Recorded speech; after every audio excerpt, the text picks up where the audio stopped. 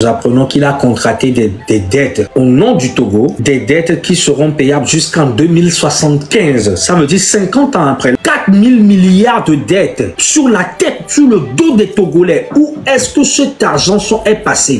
Aussi rapidement parler de l'audit que le FMI a réussi à faire la dernière fois au Togo, où ils ont demandé au gouvernement togolais de quand même monter le prix de beaucoup de choses, de monter le prix des carburants, de monter le prix des services publics, même des médicaments vont devenir beaucoup plus chers aujourd'hui au Togo, le carburant deviendra beaucoup plus cher et vous savez que dès que le prix du carburant commence par flamber, le prix de absolument tout commence par flamber, le prix de l'électricité, il y aura une augmentation.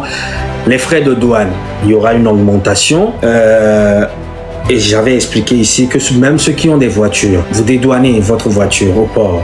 Après, vous payez la carte grise extrêmement chère. Vous payez la plaque d'immatriculation extrêmement chère. Vous payez après la TVM qui est extrêmement chère. Mais cela, vous allez encore payer d'autres taxes. Et aujourd'hui, M. Faure Gnassingbé, nous apprenons qu'il a contracté des dettes au nom du Togo. Des dettes qui seront payables jusqu'en 2075. Ça veut dire 50 ans après. Là, nous sommes en 2025. Faure Gnassingbé a fait des prêts que l'État togolais payera jusqu'à 2075. Ça veut dire des prêts. De l'argent qui a été emprunté par M. Faure Gnassingbé, qui ne vous a pas servi, qui ne nous a pas servi, vous allez le payer. Vos enfants vont le payer. Vos futurs enfants, vos petits-enfants vont le payer. Vos arrière-enfants payeront pareillement. Parce que 2075, c'est 50 ans. Vos enfants aujourd'hui payeront. Futurs enfants, vos petits-enfants le payeront pareillement. Vos arrière-petits-enfants payeront une dette que vous n'aviez pas contractée. Payeront une dette qui ne vous a aucunement avantagé.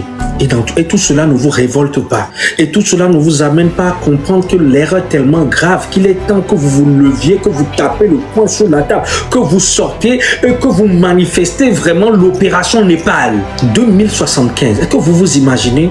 Ne le voyez pas comme c'est quelque chose qui ne va pas vous toucher. Cela touchera tout le monde. Comment M. Faure Gnassingbé a la possibilité d'aller faire des prêts qui n'ont pas du tout servi au peuple togolais, parce que j'ai énormément donné des exemples de tout ce qui a été, tout ce qui n'a pas été fait de par M. Faure Gnassingbé. Je pense que je vais le refaire parce que la répétition est quand même pédagogique. L'hôpital de Baie qui n'a pas été construit par lui, l'hôpital de Tokoin pas par lui, Nioto pas par lui, palais des congrès de Lomé pas par Faure Gnassingbé, palais des congrès de Kara pas par Faure Gnassingbé, le stade de Kégué pas par Faure Gnassingbé, le stade Omnisport pas construit par M. Faure Gnassingbé, l'hôpital d'Afagnan pas construit par M. Faure Gnassingbé, l'université de Lomé pas par lui, l'université de Kara ce n'est pas par lui, la brasserie de Lomé ce n'est pas par lui, les Sototol ce n'est pas par lui, les Sototol ce n'est pas par lui, les Nioto, les sociétés de la zone France n'ont pas été construites par M. Faure Gnassingbé. Rien de tout ce qui a été fait au Togo n'a pas été fait par lui. La nationale numéro 1 n'a pas été construite par lui, la nationale numéro 2 n'a pas été construite par lui, Simao n'a pas été construite par lui, Wassem. Tu fais mal à la tête quand tu dis ça, ça me donne les mots de tête. Non, ne t'inquiète pas. Wassem n'a pas été construit par lui, Simao n'a pas été construit par lui, la SNPT qui est OTP à l'époque n'a pas été construit par lui. En fait, tout ce qui existe au Togo, M. Faure Gnassingbé en 20 ans n'a réussi à faire rien du tout. Ces 20 ans, il n'a réussi à faire absolument rien. Rien n'a été fait. La brasserie n'a pas été construite. Rien. Ni les universités. Et même ce qu'il est venu trouver, il les a laissés dégrader. L'hôpital de Tokoin qu'il est venu trouver, il est venu trouver l'hôpital de Tokoin. Et l'hôpital de Tokoin est resté pareil jusqu'à l'hôpital de Tokoin est aujourd'hui en déclin. Le contournement n'a pas été construit par M. Faure Gnassingbé. Même moi, à un moment, je me disais que c'est quand même la seule chose qu'il a pu faire. Le contournement qui passe par Kégué, Paraguay et tout ça. Mais ça n'a pas été construit par lui, ça a été financé par la CEDEAO. C'est la CEDEAO qui l'a financé. Parce qu'il y avait la guerre en Côte d'Ivoire, c'était de l'argent qui ont été versés injectés par la CEDEAO afin de pouvoir avoir une route qui partait du port autonome de Lomé pour pouvoir desservir les pays quand même qui sont des pays enclavés, comme le Mali, le Niger, le Burkina et tout ça, parce que la Côte d'Ivoire était en guerre. Et c'est pour ça que vous alliez voir que ça a été le seul chantier au Togo, le contournement.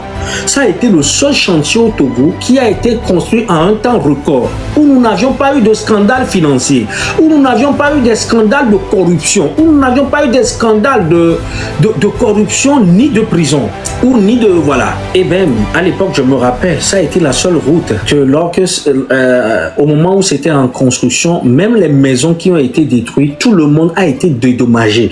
Je me suis dit, mais M. Faure Gnassingbé n'est pas aussi humain. M. Faure Gnassingbé ne fait pas les choses aussi clairement. Normalement, tous les projets dans lesquels s'engage M. Faure Gnassingbé, il y a toujours des scandales de corruption tout autour. C'est après que j'ai compris que la CEDEAO était obligée d'envoyer lui-même ses experts pour suivre à la lettre cette route qui devait être construite. C'est la CEDEAO qui l'a financée, mais tellement que la CEDEAO connaît aussi très bien que M. Faure Gnassingbé, c'est un président super glue. Super glue, c'est le nom que Samuel Doe appelait à l'époque à Charles Taylor, du fait que tout l'argent qui passait dans sa main, Charles Taylor était quand même un de ses ministres, tout l'argent qui passait dans sa main était collé dans sa main. Tout ce qui passait dans sa main ne ressortait plus. M. Faure Gnassingbé, tellement c'est un président, tout projet de développement est une bonne aubaine pour lui de détournement. Tous les chefs d'État le connaissent. C'est pour cela que la CEDEAO était obligée d'envoyer elle-même ses experts au Togo pour superviser le travaux du début jusqu'à la fin. Ça veut dire que même aujourd'hui, pour prêter de l'argent au Togo, il faut qu'on soit derrière M. Faure Gnassingbé qu'il ne vole pas, parce que limite on dirait c'est un kleptomane. À chaque moment que vous vous tournez un peu, il sera capable de voler toujours. M. Faure Gnassingbé, combien vous n'aviez pas volé? Vous seul, vous êtes dans les trafics de drogue, vous êtes dans des trafics d'armes à feu, c'est vous vendez des pays parce que voilà, vous êtes des receleurs d'armes à feu, les pays sous embargo. Que les nations occidentaux ne peuvent pas, à qui les nations occidentaux ne peuvent pas vendre des armes à feu, c'est au Togo qu'ils le vendent et c'est le Togo qui revend ses armes à feu. Après, vous êtes dans toutes sortes de trafics pendant plus de 60 ans. Une seule famille, vous avez extrêmement volé ce peuple. Vous avez tellement ramené ce pays dans un déclin qui n'est pas possible. Mais comment cela se fait que jusqu'à présent, vous continuez pas à voler? Combien vous alliez manger? Vous aviez des appartements un peu partout au monde dont vous ne profitez même pas. Mais regardez l'hôpital de Tokoin. Vous n'aviez pas honte? Vous n'aviez pas honte, M. Faure Gnassingbé? C'est quand même désolant votre manière de diriger la nation. Nous avions eu tous espoir. Nous nous sommes dit que vous étiez jeune, Votre père, c'était quand même un analphabète. Il ne comprenait pas grand-chose. Donc, parce que vous étiez jeune, vous aviez étudié aux États-Unis. Vous aviez quand même une envie de développement, vous aviez étudié aux États-Unis, vous avez côtoyé quand même les bonnes choses, vous aurez certaines aspirations de développement, vous pourrez instaurer une sorte de démocratie, une sorte de développement, de création d'infrastructures. Mais nous avions compris au final que vous êtes même plus villageois que votre père. Et vous n'aviez même pas honte, vous êtes là, M. Faure Gnassingbé qui est là et qui dit à ses ministres, est-ce que vous voyez les routes au Bénin? Est-ce que c'est au ministre de construire les routes ou c'est à toi? L'argent, les 4 000 milliards de dettes que vous aviez emprunté, M. Faure Gnassingbé, pour construire des routes, où est-ce qu'ils sont passés? 4 000 milliards de dettes sur la tête, sur le dos des Togolais. Où est-ce que cet argent est passé? C'est les ministres qui l'ont pris. Cette dette a été contractée par vous au nom du peuple togolais. Monsieur Patrice Talon aussi a bénéficié des dettes, mais lui, cette dette, on a vu où est-ce que cela est en train d'aller. Plus de 82% des salles de classe au Togo ne répondent pas aux normes de l'UNICEF et de l'UNESCO. Vous entrez vous partez aujourd'hui dans les écoles au Togo, les bancs sont collés. Le professeur elle-même, les hôpitaux et les écoles publiques, le professeur est même incapable de pouvoir circuler dans les salles de classe où les enfants sont 3, 4 par banc. Pour un petit pays comme le Togo comme ça, les enfants sont 3, 4 par banc où les bancs sont collés, où les enfants qui sont derrière sont obligés de marcher sur les bancs des autres avant d'aller parce qu'il n'y a pas de place, il n'y a pas de couloir. Le professeur vient, il est uniquement à côté du tableau. Allez un peu à l'intérieur du pays, ça je vous parle en plein Lomé. Allez à l'intérieur du pays où il y a encore des clés. Allez à l'intérieur du pays. Regardez même. Allez à l'intérieur du pays et regardez les salles de classe. C'est une honte.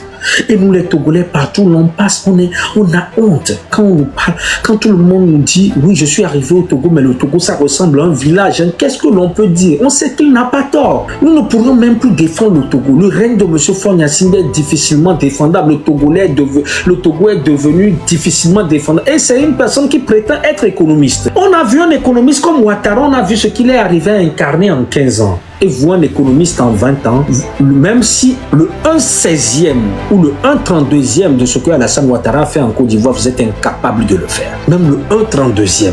Et vous n'aviez pas honte. Et quand vous vous déplacez, vous allez dans d'autres pays, vous revenez au Togo, vous ne vous dites pas que non.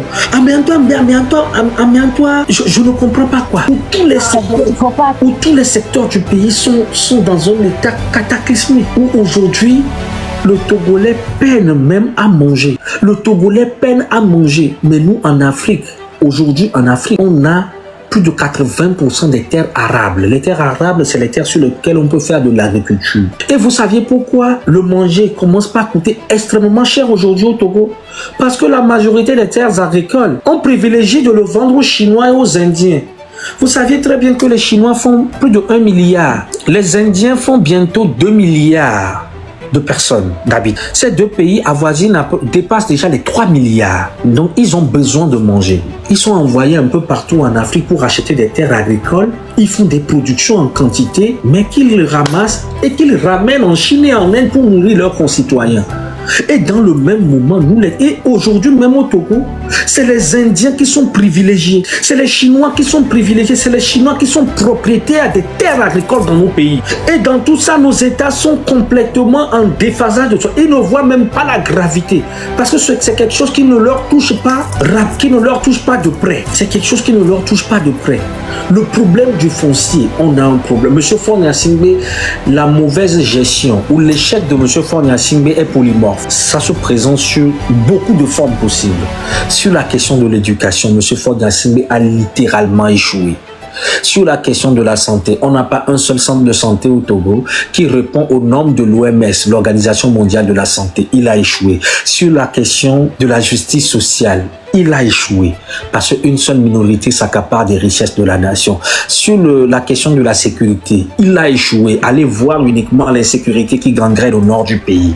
Sur la question des droits de l'homme, il a échoué. Sur la question de l'agriculture, il a échoué. Le domaine de l'élevage, il a échoué. Le domaine des travaux publics, il a échoué. Faure Gnassingbé a échoué sur tous les plans. Faure Gnassingbé n'est plus, il est devenu le problème. Il n'est plus la solution. Il est devenu le problème aujourd'hui qui gangrène le pays. Je voulais seulement dire 2 mots. Non, je voulais juste dire que merci pour le travail acharné que tu fais. Merci. Et merci pour tout ce que tu as dit concernant le spirituel, c'est vrai. Il y a un découragement qui se forme parce que c'est les certains Togolais eux-mêmes qui ne nous permettent pas de faire la lutte librement, ça c'est un. De 2, il y a le côté spirituel qui est là. Et de 3, il y a des zozos qui ont des différentes réalités qui dépassent la nôtre. Moi, des fois, quand les zozos donnent leur réalité et qu'ils essaient de convaincre les gens, vraiment, je ne comprends pas. Si ils vivent dans le même Togo où ils voient ce qui se passe au Togo. Je voulais aussi te mentionner que Faure Gnassingbé n'est pas venu au pouvoir pour aider le peuple togolais. Il est venu au pouvoir d'abord pour faire une guerre froide avec le peuple togolais, en minant le terrain, en asservissant, aboutissant le peuple. Et c'est ce qu'il a fait. Quand il est venu, les premières 5 années, c'était pour les chefs cantons, les directeurs d'école, les quoi, c'est pour miner le terrain et corrompre tout le monde. Aujourd'hui, c'est les chefs cantons d'abord qui est le problème de chaque quartier.